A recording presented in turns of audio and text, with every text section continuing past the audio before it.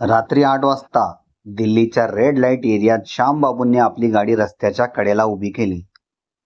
एक कोपरा शोधून 10 मिनिटे गाडीत बसून आपल्या शरीराची तडप व गरजांचा विचार केला. इतरांबद्दलच्या त्यांच्या स्वतःच्या भावना उघड होण्याच्या भीतीने त्यांना इथे आणले आहे. आता त्याने नाकावरचा चष्मा थोडा वर केला, आरशात एकदा स्वतःकडे पाहिले, मग हळूच गाडीचा दरवाजा उघडला आणि रस्त्याने चालू लागला. त्याने आजूबाजूला पाहिले तर त्याला रंगबिरंगी मुली दिसू लागल्या. काहींनी चमकदार कपडे तर काहींनी मेकअप केला आहे. कोणीतरी त्याच्याकडे इशारा करत आहे आणि कोणीतरी त्याला हाक मारत आहे.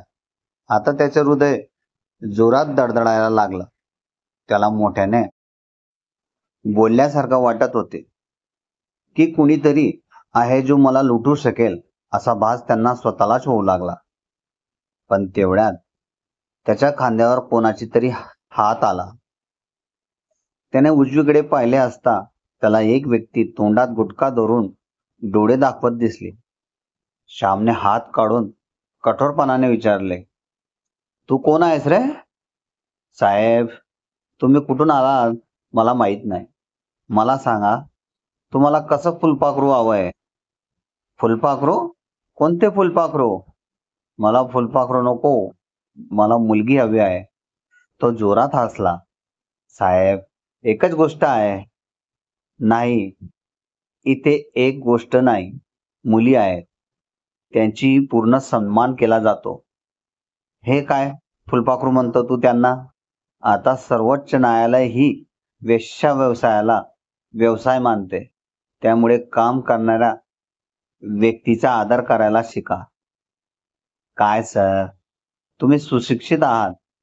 तुम्ही काय काम करता? तुला माझ्या कामाशी काय मतलब रे?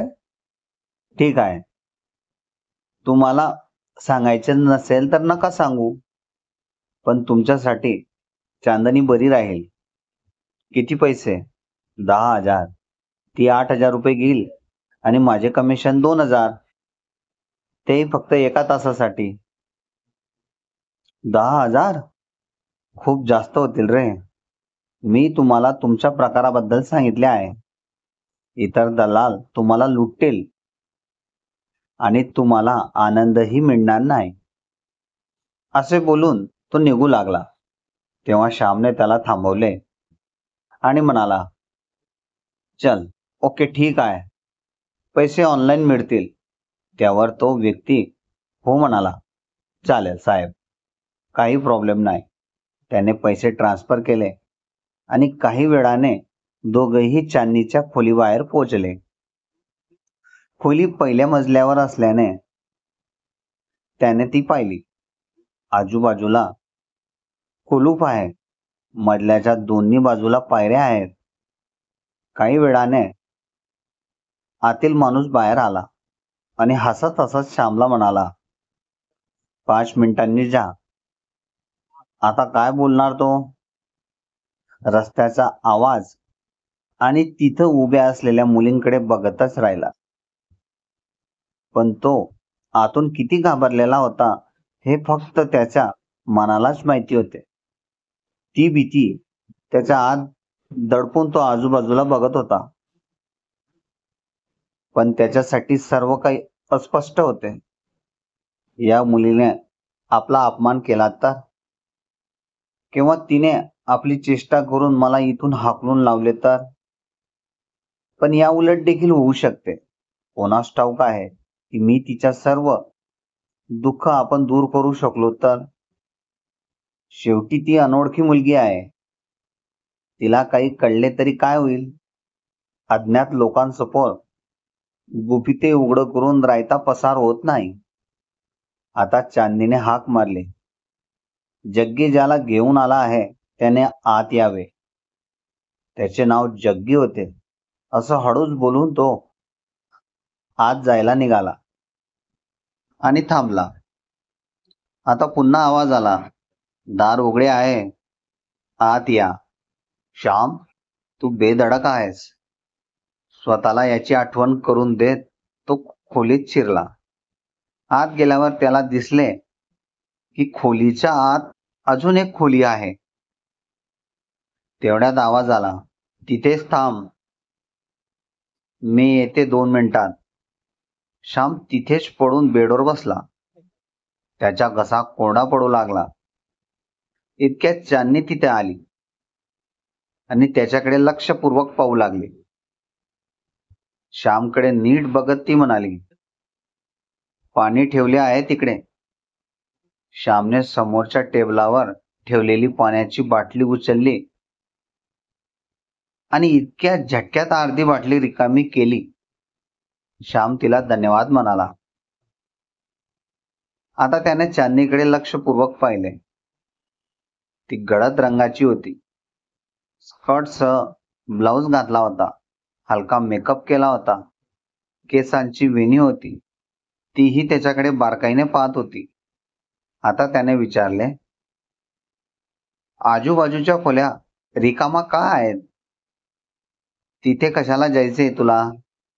त्याने उत्तर दिले, नाही, तिथं जायचं नाही. तेव्हा ती म्हणाली, तिथे राहणाऱ्या मुली सगळ्या मुंबईला गेल्या आहेत. तेथे कामाला जास्त वाव आहे. तू का गेली नाहीस मुंबईला? तू इथे काय करायला आला आहेस ते कर आणि गुपचूप निघून जा. बाय द वे, जग्गीने किती पैसे घेतले आहेत तुझ्याकडून? 2,000.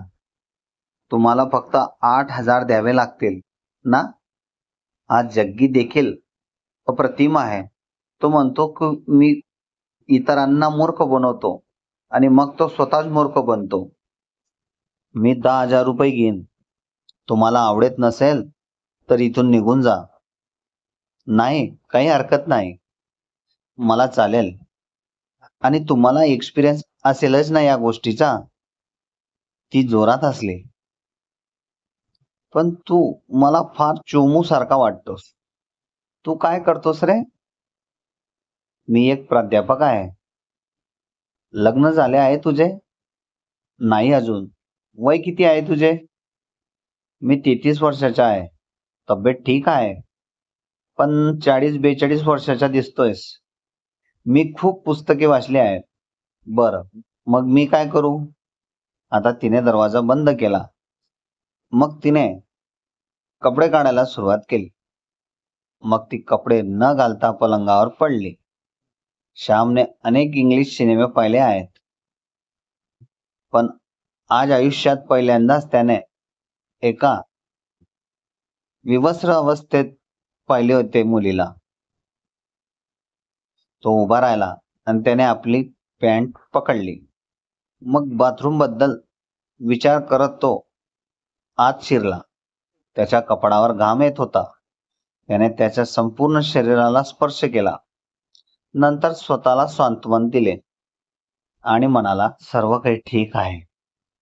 आता तो बाहेर आला आणि त्याच्या शर्टची बटणे उघडू लागला आणि चांदणीकडे बघत म्हणाला, चांदणी, मला सगळं माहित आहे. पण ती त्याच्याकडे दुर्लक्ष करते आणि त्याला शर्टची बटणे उघडताना पाहते. बटन उघडायला खूप वेळ लावतोय तू.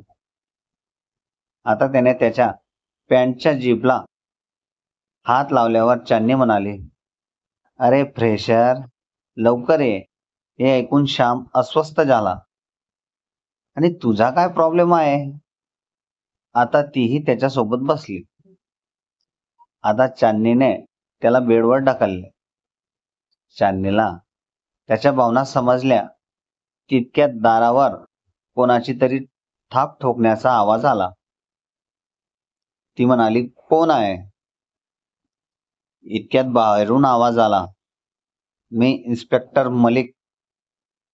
पोलिसांचा आवाज ऐकताच त्याने चांदणीला बाजूला केली आणि शर्टचे बटन लावून पॅन्ट वर करून आणि डोळ्यांवर चष्मा चढवून चांदणीला विचारू लागला, पोलिसांनी छापा टाकला आहे का? अरे वेडा माणूस, मला माहित आहे. आता ती पण कपडे घालू लागली.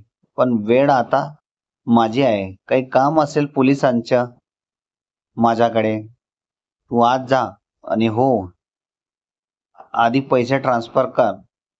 पण का? तू मूर्ख आहेस का?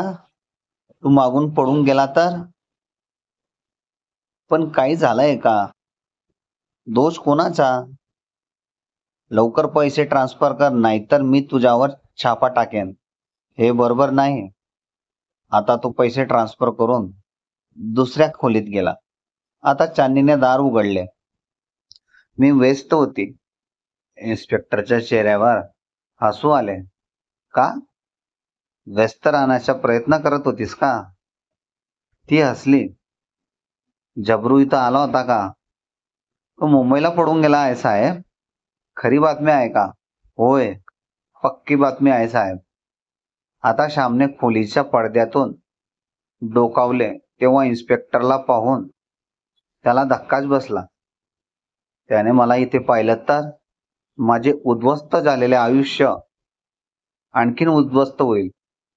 आता श्यामने खिशातून रुमाल काढला आणि तोंडावर बांधला आणि शांतपणे मागच्या पायऱ्या उतरून खाली आला. इन्स्पेक्टर निघून जाताच चांदीने दुसऱ्या खोलीत डोकावले आणि हसत म्हणाली, ते कुठून आले ते मला माहीत नाही. मला आधी त्यांच्या लक्षणांबद्दल अस्वस्थ वाटत होते. तो रस्त्याने धावत सुटला आणि त्याची गाडी जवळ गेला. त्यात बसला आणि पटकन गाडी चालवली. आता गाडी एका पेट्रोल पंपाजवळ थांबली. हा पेट्रोल पंप त्याच्या घरापासून फार दूर नव्हता. त्याने एक दीर्घ श्वास घेतला. निराश मनाने गाडीत पेट्रोल भरले. पंपाजवळच्या एका दुकानातून फ्रूट बियर घेतली आणि तिथंच उभा राहिला. तो अजूनही बियर पित होता. तेव्हा त्याची नजर एका ओळखीच्या चेहऱ्यावर पडली. तो चेहराही त्याला ओळखत होता. ती दुसरी कोणी नसून त्याच्या कॉलनीत राहणारी माधुरी होती. माधुरी हातात बॅग धरत त्याच्या जवळ आली. श्याम, तू इथे आहेस का? हो, मी पेट्रोल भरायला आलो होतो. पण तू आणि ही बॅग? त्याने आश्चर्याने विचारले. ही माझी मैत्रीण पिंकी आहे. ती मनीष सोबत पडून जाते म्हणून मी तिला मदत करत आहे. छान, पण का? घरातील सदस्यांच्या फालतू विचार, जात पात, मुलगा काय कमवतो वगैरे वगैरे. ती नाक वाकडे करून म्हणाली. पण ही बॅग तुझ्याकडे का? अरे, त्यांना जायचं होतं म्हणून ती बॅग अगोदरच माझ्याकडे ठेवून गेली होती. म्हणजे? अहो, तिच्या कुटुंबातील लोकांना संशय येईल म्हणून अगोदरच तिने माझ्याजवळ दिली होती. असं आहे का? मग कदाचित त्याच्या कुटुंबातील सदस्य मुलांबद्दल बरोबर विचार करत असतील. अरे सोडा, मला काय करायचं आहे. तुम्ही मला त्या महावीर चौकात सोडा. पिंकी आणि मनीष तिथे भेटतील. आता त्याने त्याच्या गाडीत बसवले आणि 10 मिनिटात दोघी तिथे पोहोचले. बरं. नंतर त्याने तिला गाडीत बसवले आणि पुढच्या 10 मिनिटात दोघे त्या ठिकाणी पोहोचले. तुमच्याकडे काही पैसे आहेत का? मी ते लवकरच परत करेल तुम्हाला. किती हवे आहेत तुला? ते जवळपास 5,000 रुपये लागतील. त्याने खिशात हात टाकून 5,000 रुपये काढून दिले. मग तिच्या डोळ्यात बघत तो म्हणाला, माधुरी, मला तुझ्याकडून खूप अपेक्षा आहेत. तो तिच्या गालावर प्रेमाने हात ठेवत म्हणाला, मी उद्या रात्री येईन. तिने तिच्या हातात धरून सांगितले. तुला खात्री आहे का तू येशील? नक्की, मी येईल. ती त्याला बाय म्हणत गाडीतून खाली उतरली. श्यामनेही हात हलवला. तेवढ्यात मनीष आला आणि ती त्यांच्या सोबत बाईकवर गेली. त्या श्याम बाबाने गाडी गडागडे वळवली. मी घराजवळ आलो तेव्हा अंगणात क्वार्टर पडून अम्मा म्हणाल्या, श्याम बाबू, जेवण लावू का? तुला किती वेळा सांगितले मला श्याम म्हणा, बाबू बोलून तू मला बाबू बनवलंयस. तो ओरडला. अरे, तुमच्या वडिलांचे नाव वापरले आहे. उमेश बाबूंचा मुलगा श्याम बाबू. जेवण तयार केले आहे. वाटले तर खा. मी झोपते आता. तू झोपतच राहा फक्त. तू मला जन्म देते वेळी पण उमेश बाबूंना सांगत असशील मी झोपते आता. तो चिडून म्हणाला. तुझे बाबा एक वादळ होते. त्यांच्याशी कोणी सामना करत नव्हता. ते थांबले नाही आयुष्यात. मग मला का जंग लागला आहे म्हणजे? ओ, तुला जंग लागलाय म्हणजे? तू झोप जा. दमयंती जा झोप. आता तो त्याच्या खोलीत जाण्यासाठी पायऱ्या चढू लागला. आईला नावाने हाक मारतोस, निर्लज्ज माणूस, असे म्हणत दमयंतीने डोळे मिटले. श्यामने कपडे बदलले आणि पलंगावर आडवा झाला आणि आता माधुरीचा विचार करू लागला. तिच्या विचारात तिचा चेहरा त्याला दिसू लागला. एक माधुरी आहे जी मला परम आनंद देऊ शकते. त्याने हसून डोळे मिटले. जवळजवळ अर्ध्या रात्री त्याचा फोन वाजला. माधुरीचा नंबर पाहून त्याला धक्काच बसला. त्याने चष्मा लावला आणि फोन उचलला. माधुरी, सर्व काही ठीक आहे ना? मी तुझ्या घराखाली उभी आहे. दार उघड. काय? तो उठून बसला. तू उद्या येणार होतीस ना? आज कशी आली? लवकर ये नाहीतर परत जाईन. नाही नाही, मी येतोय. माधुरी आली.